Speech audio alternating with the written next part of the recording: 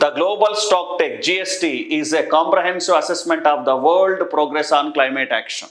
మనం జిఎస్టీని బాగా అనాలిసిస్ చేయడం ద్వారా అసలు ప్రపంచం అనేది ప్రపంచవ్యాప్తంగా ఉన్న అన్ని దేశాలు అన్ని సంస్థలు ఈ కార్బన్ డైఆక్సైడ్ను తగ్గించడానికి ఏ విధమైన చర్యలు చేపడుతున్నాయి అనేది తెలుస్తుంది. సో అదే ఇక్కడ చూడండి, it is based on the Paris agreements which includes the goals reduce the green house gases emissions and build resilient climate impacts. ఇది దేంట్లో భాగము? ప్యారిస్ అగ్రిమెంట్లో భాగం అండి. సో దీంట్లో భాగంగా ఏంటి అంటే గ్రీన్ హౌస్ వాయువులను తగ్గించాలి. తర్వాత నెక్స్ట్ రెసిలియన్స్ అంటే ఏంటంటే తట్టుకునేటువంటి కెపాసిటీ.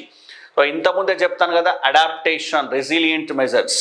మనము ఆ ప్రభావాన్ని తట్టుకునే కెపాసిటీని కూడా డెవలప్ చేసుకోవాలి. దానివల్ల వచ్చేటటువంటి నష్టాలను మనం భరించగలిగే స్థాయికి వెళ్ళగలగాలి. అంటే దానివల్ల కలిగే ప్రభావాలను మన మీద పడకుండా మనము జాగ్రత్త పడాలి, అలాంటి చర్యలు తీసుకోవాలి. ఎందుకంటే ఇక దాడి తప్పనిసరి, ఆ ప్రభావం తప్పనిసరి.